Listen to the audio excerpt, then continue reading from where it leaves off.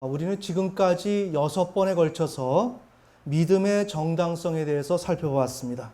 그래서 이번 시간은 마지막 과정으로 믿음의 정당성에 대해서 살펴보겠습니다. 자, 오늘 적은 이 내용은 믿음의 정당성에 관한 마지막 시간입니다.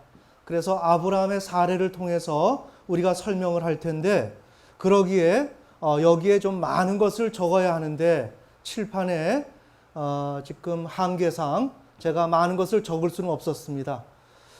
그래서 제가 말씀드리는 것은 여기에서 믿음의 정당성을 아브라함의 사례를 통해서 우리가 정확하게 이해를 해야 된다. 그러기 위해서는 가능한 한 아브라함의 사례를 이렇게 되도록이면 다루어 줘야 되고, 그 가운데서 믿음의 정당성이 어떻게 만들어지고 아브라함이 어떻게 믿음을 가졌는지 그 내용을 오늘 우리가 정확하게 좀 바라볼 수 있는 시간이 되었으면 좋겠습니다. 자, 여기 위에는 수면 위고 지금 이 아래는 주간의 세계입니다. 자, 우리가 설명을 제가 많이 했던 부분은 하지를 않고 이렇게 읽고 넘어가는 식으로 하면서 중간중간 필요한 내용만 제가 강조점을 주겠습니다. 자, 첫째, 객관의 현실 세계와 무관하게 살아가는 주체. 자, 이게 우리 신앙을 하는 사람의 출발점이다.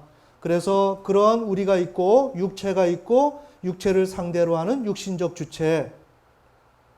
자, 그 다음에 위에 보면 객관의 현실 세계의 요구를 충족시켜주며 살아가야 할 주체가 있다. 자, 이러한 우리들이 만나는 대상은 바로 창조주 하나님이시다. 여기에 있는 창조주 하나님은 주관의 세계, 여기에 계신 창조주 하나님은 객관에 계신 창조주 하나님. 창조주 하나님이 계시면, 자, 여기 잘 보셔야 됩니다. 창조주 하나님은 온 우주와 인류를 창조하셨습니다. 자, 그러면 이 하나님의 의미는 뭐냐? 온 우주와 인류의 소유주고 주권자고 전능자라고 하는 것입니다. 다시 한번, 하나님은 이와 같이 온 우주와 인류를 창조하셨는데, 그렇게 창조하신 분은 이 온 우주의 소유주고 주권자고 전능자다 이겁니다. 그런 가운데서 이 하나님은 피조물의 필요와 그에 대한 해결 방안을 모두 소유하고 있다는 것입니다. 그렇겠죠? 네, 하나님이 다 창조하셨으니까 매우 중요합니다. 지금 그냥 이야기하는 게 아닙니다. 그러니까 하나님이 우리 피조물의 모든 필요를 다 안다는 것입니다. 다시 말합시다. 우리는 우리의 필요를 모른다는 것입니다. 아멘. 우리의 필요를 모르는데 그 하나님이 우리의 필요를 다 아시고 해결 방안까지 다 갖고 계시고 해결할 수 있는 분이라는 거예요.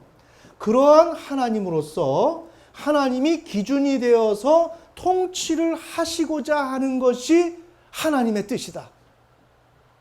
자, 이것을 우리가 알아야 돼요.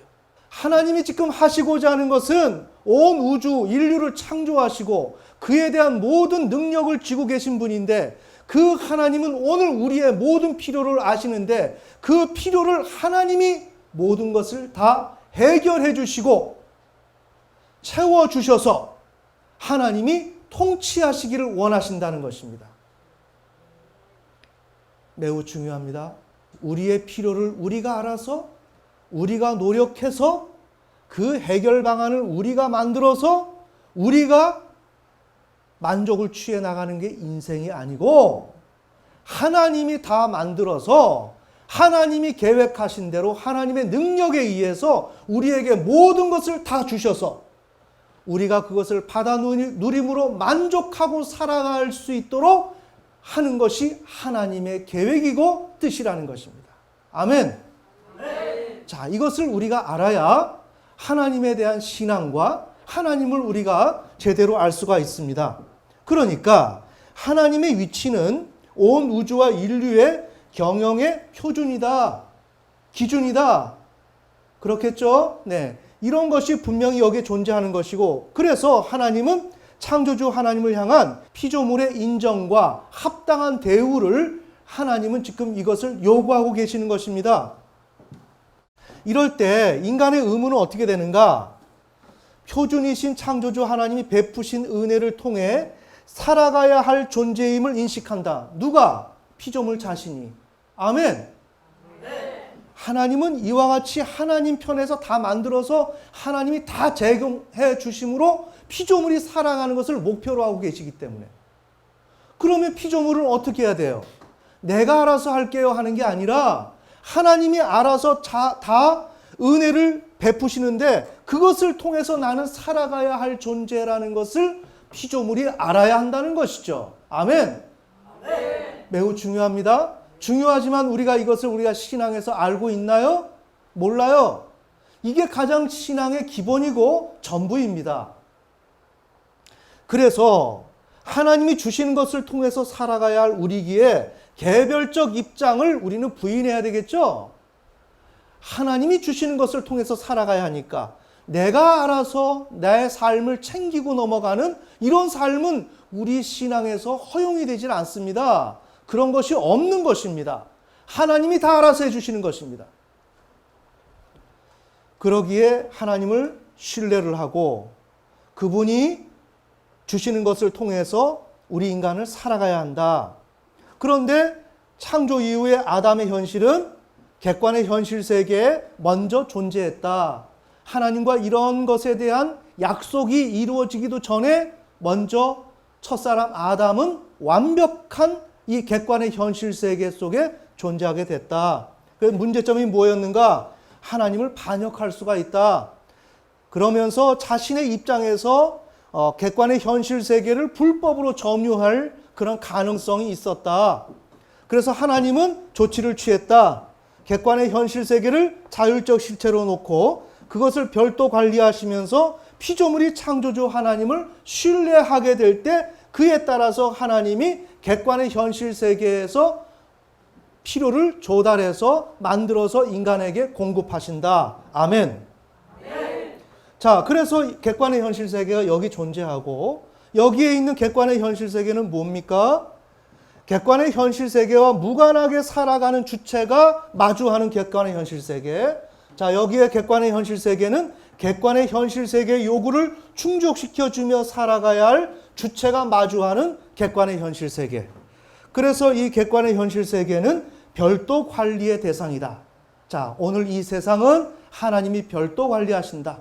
우리 앞에 놓여져 있다고 이 세상을 우리가 마음대로 취하고 나갈 수 있는 게 아니다. 우리는 하나님을 신뢰할 때 하나님이 이 객관의 세계에서 우리가 노력하는 것을 보상해 주시고 결과물을 얻도록 하신다. 아멘. 그런 방식으로 별도 관리하신다. 여기에 대한 특징으로는 자율적 실체다. 스스로 독립적으로 돌아가게 돼 있다. 우리 인간의 도움을 받아야만 존재하는 그러한 객관의 현실 세계가 아니다. 분명히 분리시켜 놓고 인간이 터치하지 못하도록 하나님은 구분시켜 놨다. 자, 인간과 비유사성, 비공유성, 유사한 점도 없고 공유할 수 있는 것도 없다. 인간과 거리가 분명히 존재하고 인격적 관계다. 물질이나 모든 사업이나 내 인생의 모든 일들은 하나의 어떤 비물체, 물체라는 것으로 존재하는 것이 아니라 그것은 신학적인 입장으로 봤을 때는 인간적으로 존재한다. 아멘. 그래서 물질도 인간의 생각이 있는 것처럼 인간의 어떤 의지가 있는 것처럼 이렇게 물질도 우리 신앙 안에서는 그렇게 존재한다. 그래서 우리가 하나님의 뜻대로 순종하게 되면 이 물질이 그 뜻을 알아서 인간에게 달라붙고 그래서 부요함을 준다. 아멘. 그래서 이 객관의 현실 세계는 인격적 관계인데 인간과 대면하고 있다. 자, 그런데 여기에 지금 주관의 개인적 세계에 있는 그 주체가 마주하는 객관의 현실 세계는 계시와 법, 강제성과 책임이 없다는 거죠. 그러나 우리가 요약하는 것은 여기에 있는 이 세계, 여기에 있는 이 하나님은 계시를 나타내지 않는다는 것이 아닙니다. 우리 인간 자체가 분명히 하나님은 계시를 가져오고 법을 가지고 오시지만 그것을 모른다는 것이죠. 거기에 대해 인식하지 못한다는 거죠. 아이들이 벤의 옷에 쌓여 있을 때 어떻게 이 사회에 계시를 알고 법을 알겠습니까? 아무것도 모르죠. 자기 생각 가운데 갇혀 있죠. 아멘. 자, 우리가 이렇게 염두에 두고 자, 그런 가운데서 인간은 주관의 개인적 세계에서 객관의 현실 세계로 이렇게 나아가야 합니다. 그렇게 나아가기 위해서는 믿음의 정당성을 가지고 있어야 된다. 객관의 세계를 신뢰하고 나가야 하기 때문에 그 신뢰의 정당성을 우리 안에 확보하고 있어야 된다. 자, 요 개념을 우리가 얘기하는 것이고, 그렇게 할 때 주관의 개인적 세계에 살아가는 그 주체는 지금 객관의 현실 세계를 신뢰한다. 히브리어 바타흐. 이렇게 하면 하나님은 인간이 유익을 얻을 수 있도록 하나님은 일하신다. 일하시고 하나님은 인간에게 유익을 주신다. 그런데 인간이 이렇게 육체가 직접 객관의 현실 세계를 상관하게 될 때는 하나님을 거치지 않고 하나님을 신뢰하지 않고 신뢰를 통해서 우리가 받으려고 하는 그런 패러다임이 없이 내가 그냥 노력하고 땀 흘려서 내가 돈을 벌고 인생을 살아가겠다. 이것이 직접 상관하는 것이다. 아멘. 이렇게 직접 상관하게 되면 저주가 임한다. 모든 것이 매인다. 내가 하는 일들이 안 된다. 왜? 하나님이 축복을 안 해주시니까. 아멘. 네.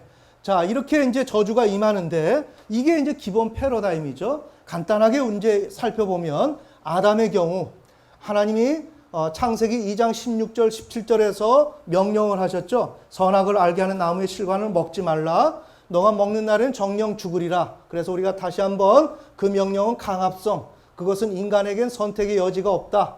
그것은 다시 말하면 하나님은 온 우주와 인류의 경영에 표준 되시는 창조주 하나님이시다 라고 하는 것을 하나님이 계시하셨다. 아멘.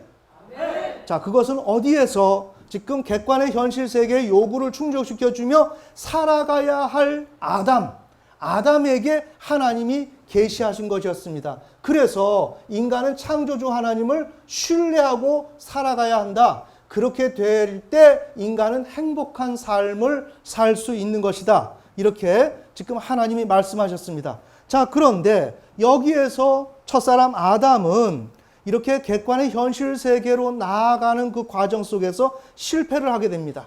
자, 이해를 잘 못해요, 하나님을. 그래서 직접 상관하게 되죠. 직접. 그래서 선악을 알게 하는 나무의 실과를 직접 따먹죠.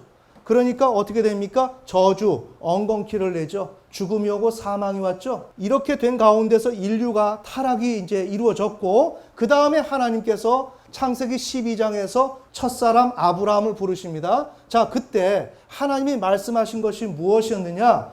아브라함에게 너를 복의 근원이 되게 하겠다. 잘 들어야 됩니다.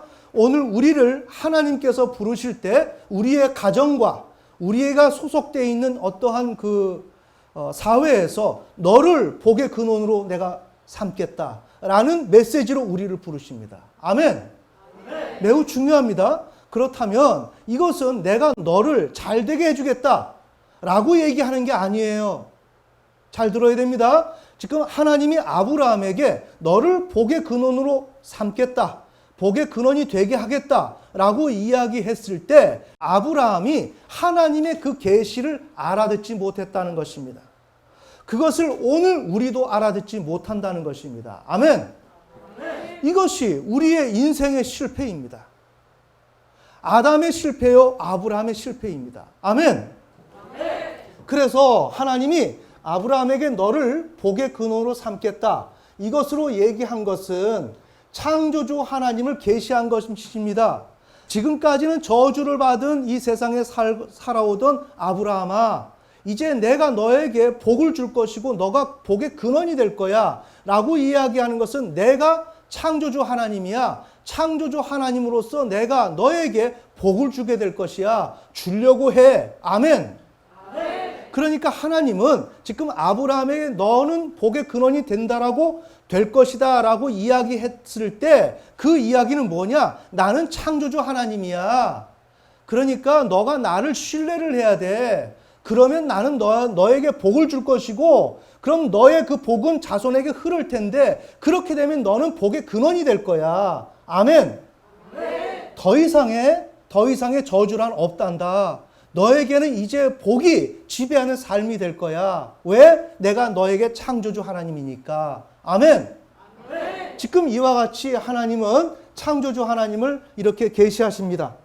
그런데 지금 여기에서도 아브라함이 이것을 말귀를 알아듣지 못해요. 지금 오늘 우리도 말귀를 알아듣지 못한다는 것입니다. 하나님이 오늘 우리를 우리의 가정에 나를 복의 근원으로 삼겠다라고 이야기하는 것은 하나님이 자신을 창조주 하나님이다 라고 지금 선포하시는 것입니다. 아멘. 눈이 어둡고 귀가 어두우면 고생하는 겁니다. 그러기에 우리는 배워야 하는 것입니다.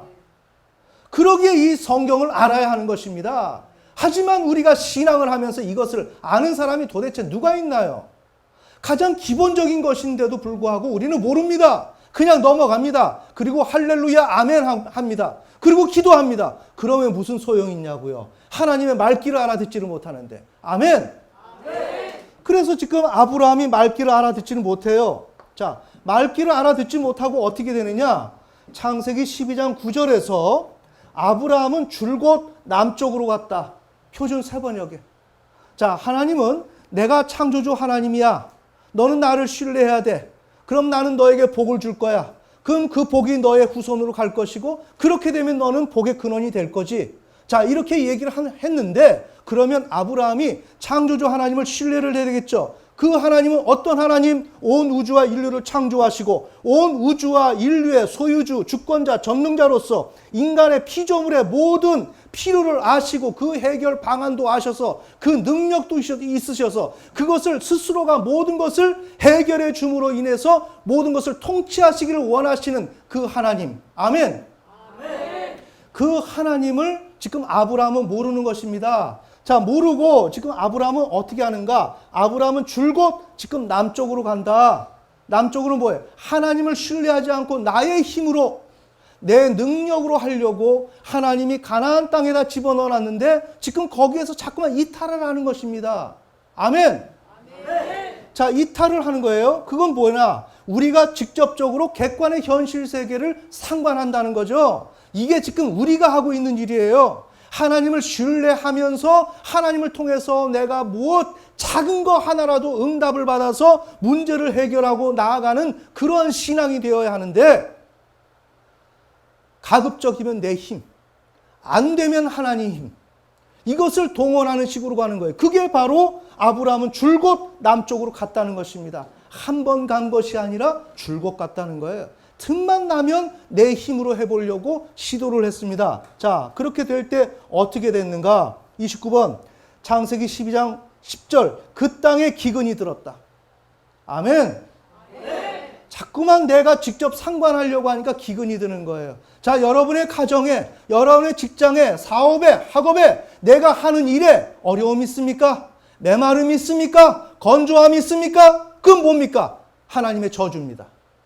그럼 왜 그렇습니까? 내가 직접 상관했기 때문에.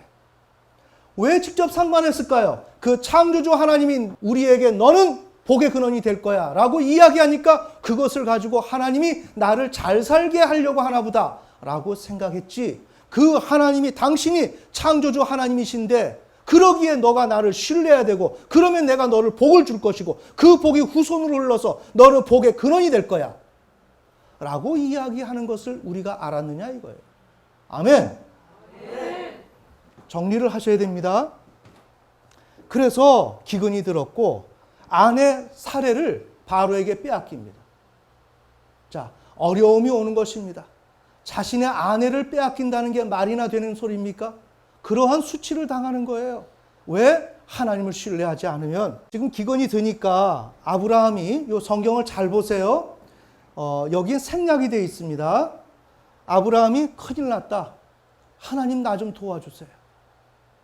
주관의 개인적 세계에서 여기 객관의 현실 세계에 계신 창조주 하나님을 계시적 차원에서 읽지를 못하고 단지 창조주, 소유주, 주권자로서만 인식을 하는 거예요. 그러면서 여기서 바타흐를 하는 것입니다.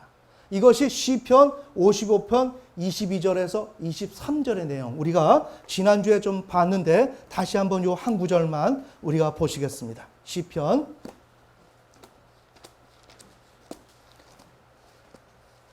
지금 아브라함의 사례 같은 경우는 우리 믿음의 조상이고 믿음의 근본적인 개념을 지금 이야기하는 것이기 때문에 가급적이면 전체 내용을 다 실어줘야 돼요. 그래야 우리의 신앙을 이해를 할 수 있습니다. 그런데 그것을 다 하지를 못했어요.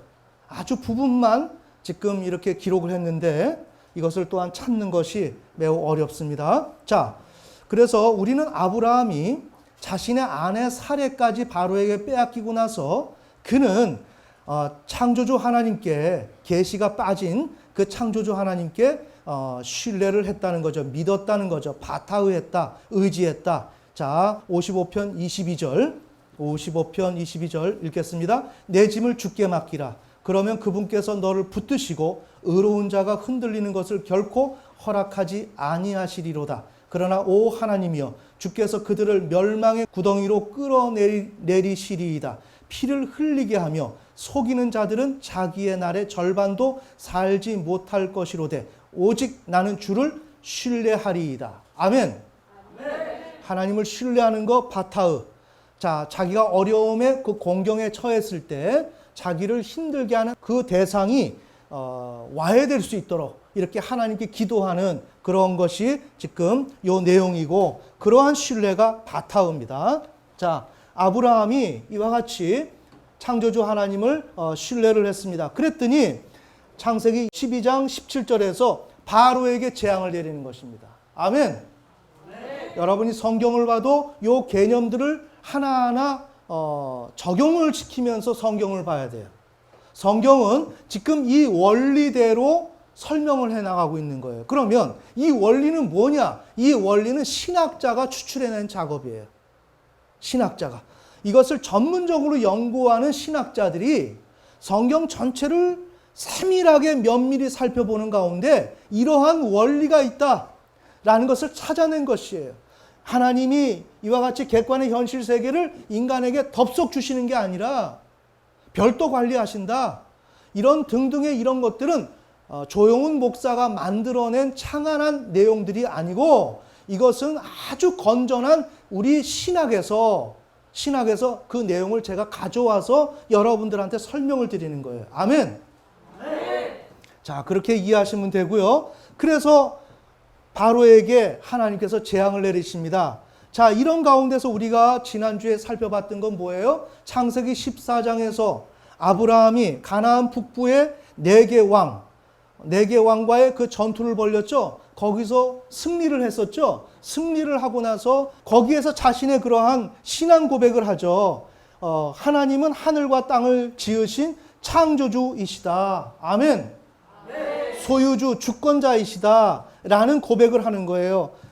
지금 그 고백은 아브라함이 창세기 12장에서 기근이 들려서 바로에게 자신의 아내 사례를 빼앗기고 나서, 그런데 하나님께 기도했을 때 하나님이 바로의 집에 재앙을 내렸을 때 아브라함은 동일한 이러한 하나님을 경험했다는 것입니다. 아멘. 그러면서 여기에서 믿음의 정당성이 생긴다. 믿음을 가질 수 있는 올바른 태도, 그런 내용이 여기에서 형성이 된다. 그 내용이 뭐였는가? 하나님은 하늘과 땅을 지으신 창조주이시다. 그냥 하나님도 아니고 이러한 이 온 우주를 소유하신 분이다 라는 것을 지금 아브라함이 느꼈다는 거죠. 자, 여기 잘 보세요. 자, 이제 여기서부터 이제 오늘 우리가 설교하는 것입니다. 그런데 여기에서 믿음의 정당성에서 여러분이 잘 보이진 않겠지만 하나의 특징이 있죠. 그건 뭔가? 창조주 하나님, 계시적 차원에서의 창조주 하나님이 부재하죠. 아멘. 네. 다시, 여기 믿음의 정당성에는 계시적 차원의 창조주 하나님이 부재하죠. 맞습니까? 없습니다. 그 다음에 창조주 하나님이 주시는 그 복에 대한 개념이 이곳에는 없습니다. 복에 대한 이해가 없습니다. 어디에? 주간의 개인적 세계에서 살아가는 그 주체가 소유한 믿음의 정당성에. 아멘. 네. 조금 이해가 되세요? 네. 그래서 지금 아브라함은 어떠한 고민을 했느냐면 이와 같이 창세기 14장에서 하나님을 창조주, 소유주라고 고백하면서 하나님이 모든 것을 실권을 쥐고 있구나. 하나님을 의지해야만 살아갈 수 있구나 라는 생각을 했다는 거죠. 자, 이것이 오늘 우리들의 생각이고 우리의 신앙이지요. 아멘. 그러나 여기에는 중요한 것이 결핍되어 있을 수 있다는 거죠. 그것이 뭐다? 계시적 수준에서의 창조주 하나님. 그 창조주 하나님이 부여하시는 그 복의 개념. 그 복의 개념이 이 믿음의 정당성에 포함되어 있지 않다. 여기에 결핍되어 있다. 아멘. 네. 자, 그래서 아브라함이 그런 입장에 있다 보니까 자신도 모르게 삶이 힘들어. 결핍이 있어. 만족이 없어. 만족이 없고, 왠지 모르게 뭐가 또 뭘 노력해야 돼? 이것도 없네. 이거 없는데 하나님 이것도 해주시나? 요 상황에 직면한 것입니다. 언제? 창세기 14장에 그 전쟁에서 승리를 하고 난 다음에, 그랬으면 모든 것이 만족스러워야 될 거 아닙니까? 그게 아니라 무언가 미련이 있고 무언가 아쉬움이 있고 무언가 결핍이 있다는 것을 아브라함은 느꼈어요. 그 예가 뭐냐? 그런데 하나님은 왜 나에게 혈손을 주지 않는 거지? 전쟁을 이렇게 승리할 수 있도록 하시는 그 하나님이신데 왜 하나님은 그 주신다고 했던 그 내 자손을 왜 주지 않는 거지? 여러분 이런 질문하지 않습니까? 하나님의 은혜를 받고 있다고 생각을 하는데 하나님의 은혜의 역사가 있었음에도 불구하고 내 삶에는 꼭 있어야 할 것들이 채워지지 않고 그것이 지속적으로 그냥 유보적 상황으로 흘러가는 것. 아멘. 그것이 바로 아브라함이 경험했던 혈손이 없는 자기의 그 육체를 통해서 자손을 낳아야 하는데 그 자손이 생기지 않는 것에 관한 그 문제였다는 거예요. 여러분도 아브라함 같은 그런 문제가 있을 거예요. 이것을 여러분이 예의주시해서 봐야 돼요. 그것을 그냥 패스하고 넘어가면 그것은 신앙이 아니에요. 그래서 아브라함은 그런데 왜 하나님은 나에게 혈손을 주지 않지? 이 질문한 거예요. 잘 보세요. 그러면 혈손이라는 건 뭐예요? 부부의 그 부부 관계를 통해서 생산이 일어나야 되겠죠? 그럼 생산이 일어나려면 어떻게 된다 그랬어요? 하늘에서 복이 주어져야 된다 그랬죠? 복이 주어지려면 어떻게 된다 그랬어요? 하나님이 통치가 이루어져야 한다 그랬죠? 아멘. 그런데 혈손이 주어지지 않는다는 것은 뭡니까? 저주가 임했다는 것이고 하나님의 통치가 지금 이루어지지 않고 있다는 것을 얘기하는 거죠. 아멘. 이런 것을 봤을 때 혈손이라고 하는 것은 하나님의 통치가 이루어지지 않아서 결핍이 주어진 것이기 때문에 혈손이라고 하는 것은 근원적 대상이라는 거예요. 아멘. 우리 인간이 만들어내거나 인간이 또 그것이 없을 때 뭐가 부족하다고 느껴질 수 있는 대상이 아니라는 거예요. 무엇이? 혈손이. 왜? 그것이 근원적 대상이기 때문에. 아멘. 그래서 이것은 하나님의 통치에 의해서만 주어져야 하는 거예요. 매우 지금 중요한 내용을 얘기하고 있습니다. 지금 저는 무엇을 얘기하려고 하느냐? 아브라함은 지금 혈손의 결핍을 통해서 창조주 하나님에 대한 필요성을 지금 자극받고 있다는 거죠. 창조주 하나님의 필요성을 자극받고 있다는 거죠. 무엇을 통해서? 혈손의 필요성을 통해서. 왜? 혈손은 근원적 대상이기 때문에. 창조주 하나님의 통치를 통해서만이 주어지는 것이기에 그것은 하나님으로부터만이 오는 것이기에 그것은 근원적 대상이라는 거죠. 아멘. 네. 지금 아브라함은 그 근원적 대상의 그 필요를 느끼고 있고 그로 말미암아 아브라함은 창조주 하나님을 필요로 느끼고 있다는 거죠. 이것이 지금 우리의 삶이라는 거예요. 여러분의 삶 속에 여러분이 필요를 느끼고 있는 것. 왜 이건 안 되지? 아마 그것은 근원적 필요일 것입니다. 근원적 대상일 것입니다. 그것은 창조주 하나님을 통해서만이 해결되는 것일 것입니다. 그렇다면 지금 나는 어디로 내몰리고 있는가? 창조주 하나님에게로 내몰리고 있다. 창조주 하나님을 대면하도록 내 상황은 이렇게 압박을 받고 있고 그쪽으로 지금 치우쳐 가고 있다. 아멘. 조금 이해가 되시나요?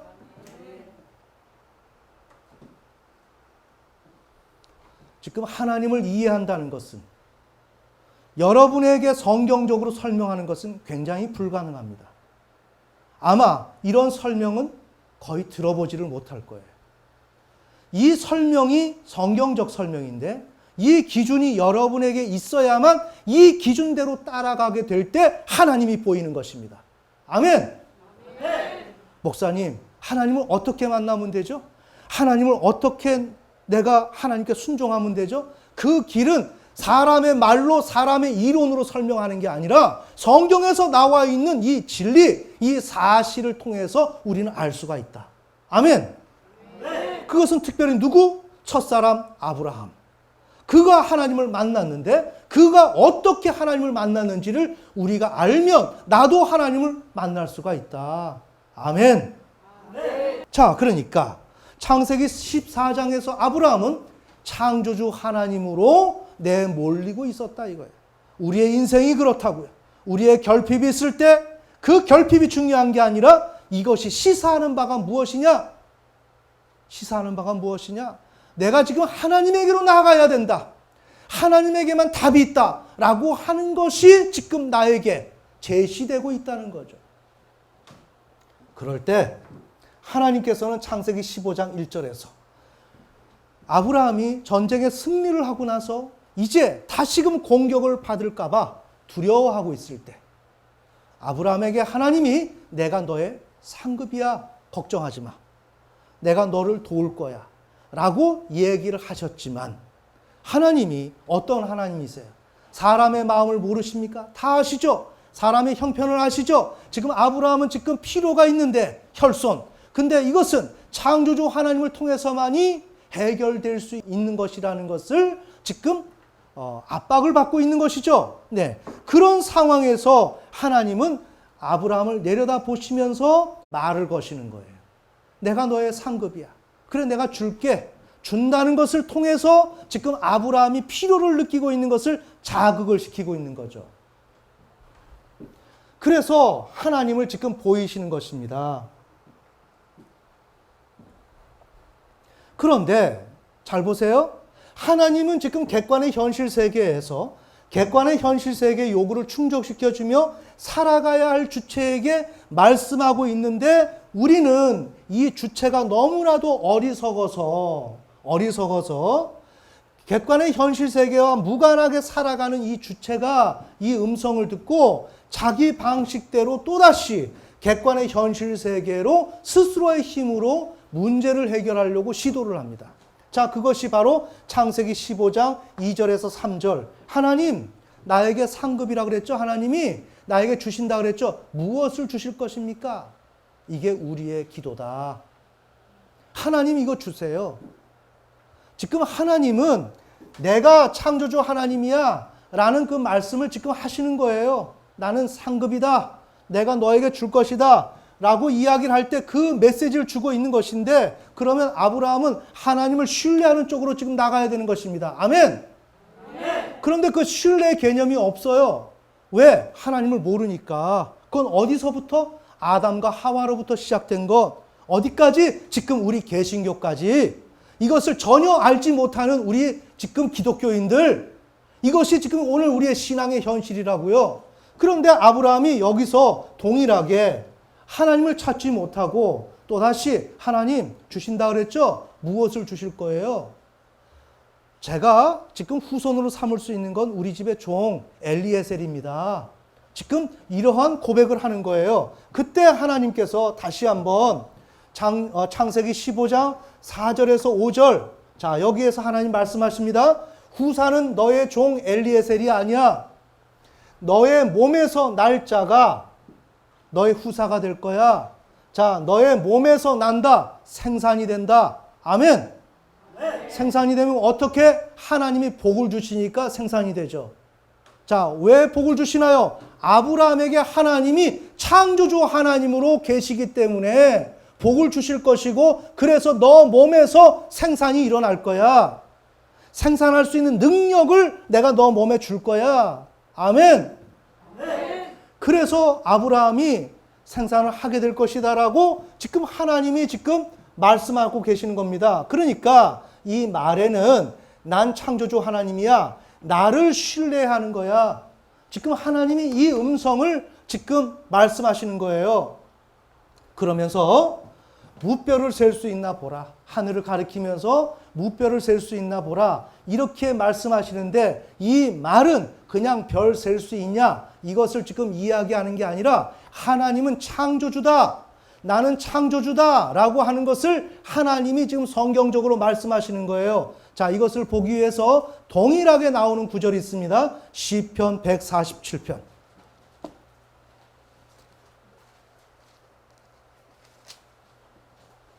시편 147편 4절. 성경은 성경으로 해석합니다. 성경을 해석할 수 있는 권위와 그 자원은 성경밖에 없습니다.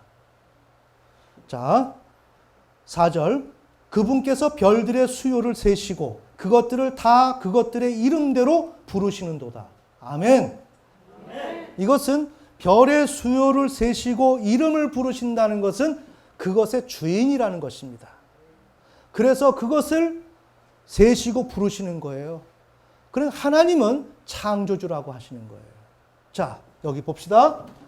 하나님께서 아브라함의 몸, 너의 몸에서 날 자가 후손이 될 거야. 나는 너의 창조주 하나님이야. 그리고 내가 너에게 그런 창조주 하나님으로서 역할할 거야. 근데 너 나를 믿냐? 내가 그런 존재라는 건 너 아냐? 라는 걸 확인시켜 주어야 할 그 필요성이 생겼다라고 우리는 볼 수가 있고, 그러기에 하나님은 아브라함을 밖으로 데리고 나가서 하늘을 가리키면서 하늘의 별들을 가리키면서 이 수를 셀 수 있나 보라 라고 하신 것은 숫자를 셀 수 있는지 없는지를 확인하는 게 아니라 오늘 시편 147편 4절에처럼 하나님은 그분께서 별들의 수요를 세시고 그것들을 다 그것들의 이름대로 부르시는 분이다. 창조주 하나님이시다. 라고 하는 것을 지금 아브라함에게 제시해 주고 있다는 거죠. 아멘. 그런데 지금 이렇게 동일하게 하나님을 제시하는 구절에 우리 시편의 내용을 보면 8절에 그분께서는 하늘을 구름들로 덮으시고 그 땅을 위에 비를 예비하시며 산들의 풀이 자라게 하시고 짐승과 또 우는 까마귀 새끼들에게 자신의 먹을 것을 주시는도다. 자, 이렇게 별들의 수요를 세시고 그것들의 이름대로 부르시는 그 하나님이 하시는 일이 뭐냐? 온 우주 만물을 지금 통치하신다는 것입니다. 아멘. 자, 그것을 여기 적었죠. 자, 구름들로 하늘을 덮으시고 비를 땅에 주고 풀을 산에 나게 하시며 먹이를 우는 까마귀 새끼에게 준다. 왜? 창조주 하나님이시니까. 자, 우리는 이걸 어떻게 이해를 해야 되느냐? 창세기 15장 5절에서 무뼈를 셀 수 있나 보라 라고 하나님이 아브라함에게 이 말씀을 하셨을 때는 여기에는 우리는 시편 147편 8절 9절의 내용이 그 내용의 의미가 여기에서 함께 다루어지고 있었다라고 우리는 생각할 필요가 있다는 거죠. 아멘. 네. 이해가 되시나요? 네. 그래서 여기 잘 보세요. 여기서 잘 헤아려 봐야 됩니다. 하나님이 우는 까마귀 새끼에게 먹이를 주는 겁니다. 자, 이것을 누가 본 겁니까? 아브라함이 이 개념을 하나님과의 대화 속에서 지금 이해를 하고 있는 거예요. 마주하고 있는 것입니다. 그러면 까마귀 새끼가, 우는 까마귀 새끼가 먹이를 달라고 울고 있는데 자기가 먹어야 할 것을 알까요? 모른다고요. 잘 보셔야 됩니다. 자, 갓난아기가 울어. 응애 하고 울어요. 나 배고파. 그러면 남양분유의 저기 몇 단계 이걸로 나한테 먹여주셔. 지금 애가 그러나? 아니죠. 걔는 배가 고파서 울 뿐이야. 아멘. 자기는 필요를 모른다 이겁니다. 매우 중요한 것입니다. 필요를 모르고 울고 있습니다. 필요를 모르고 울고 있는데 울면서 무언가 이 문제를 해결해 달라고 하는 것입니다. 이게 우리 인간들의 울음이에요. 그때 하나님이 먹이를 주시는 것입니다. 자, 그러니까 이것은 피조물이, 우는 까마귀가 자기가 무엇을 필요로 하는지 그걸 알아서 그것을 하나님께 구해서 그 필요를 해결해 달라고 하는 게 아니라는 거죠. 이 내용은 뭐냐? 온 우주와 인류는 하나님이 뜻하셔서 그 계획에 의해서 창조가 되었는데 그 하나님은 피조물의 그 필요와 그 방안과 그 능력, 그 방안과 그것을 해결할 수 있는 능력, 또한 그 능력이 있는 것뿐만 아니라 그것을 발휘하려고 하는 그 의지를 소유하고 있는 그 하나님에 의해서 진행되고 있다라고 하는 것을 아브라함은 창세기 15장 5절에서 하나님과의 대면에서 이 메시지를 얻은 거예요. 아멘. 매우 중요하죠. 잘 보세요. 창세기 14장에서 혈손이 없다라고 할 때 아브라함이 무엇을 고민했어요? 왜 안 되지? 왜 나에게 혈손이 없지? 왜 혈손을 안 주는 거지? 창조주 하나님을 통해서만이 주어지는 근원적 그 필요에 대해서 목말라 하고 있었다고요. 아멘. 여기에 대한 그 창조주 하나님에 대한 그 필요성을 지금 아브라함이 목말라 하고 있는 중에 하나님은 최고의 상담자이시기에 아브라함에게 하늘을 가리키면서 하나님이 통치하시는 통치의 현장을 보여주시고 그 내막을 펼쳐주었다 이거예요. 그것은 우리가 어디서 확인한다? 시편 147편에서 확인한다.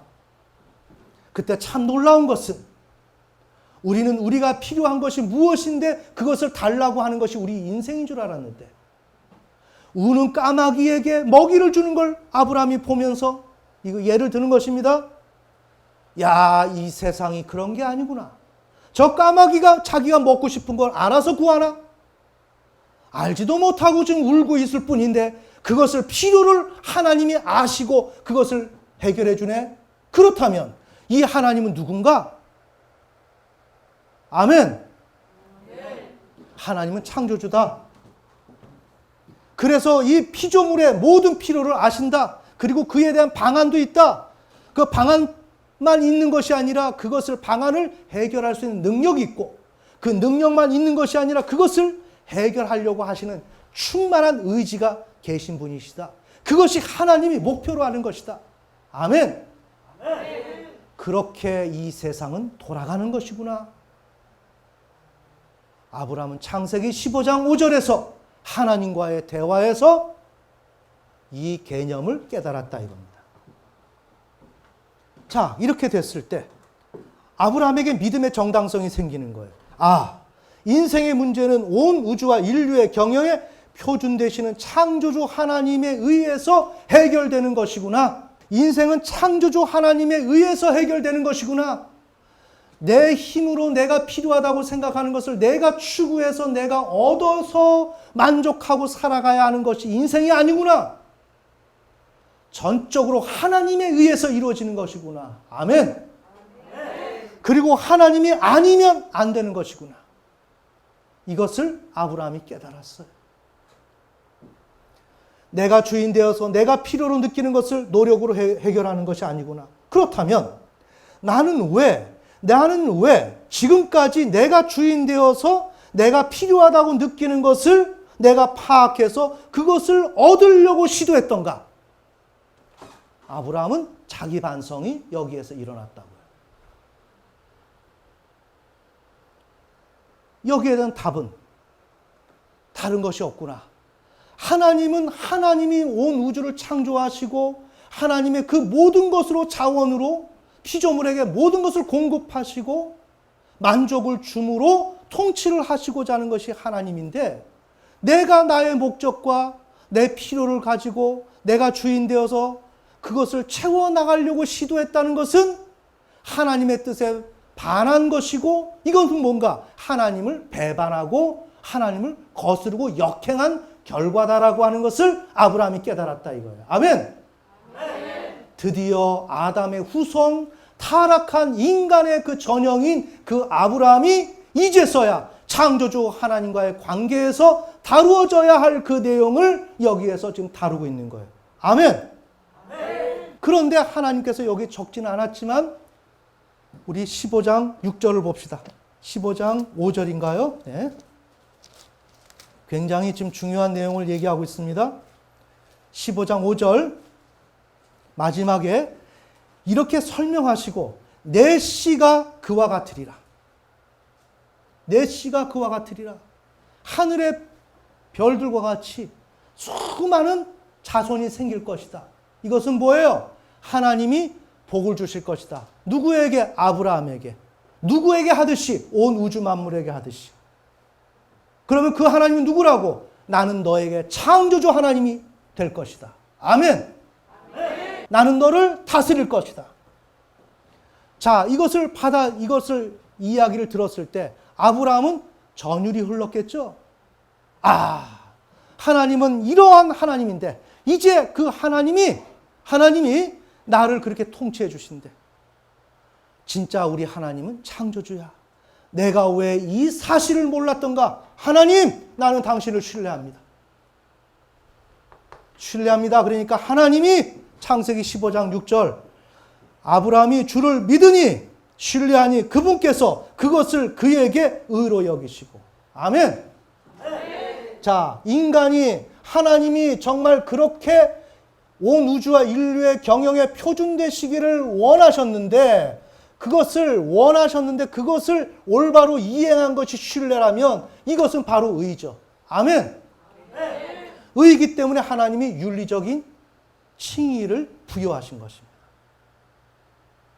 자, 이게 아브라함의 사례입니다. 제가 오늘 좀 거칠지만 이것을 여러분에게 좀 이해가 될 수 있도록 전달하기 위해서 최대한 표현을 했는데 이해는 되셨죠? 자, 오늘 우리는 믿음이란 뭐냐? 창조주 하나님을 신뢰하는 것이다. 이것을 우리가 분명히 알았고, 그런데 이 믿음을 갖기 위해서는 오늘 우리 주제, 믿음의 정당성이죠. 우리의 믿음의 정당성에는 창조주 하나님에 대한 그 개념, 그 이해가 우리의 믿음의 정당성이 되어야 한다는 거죠. 아멘.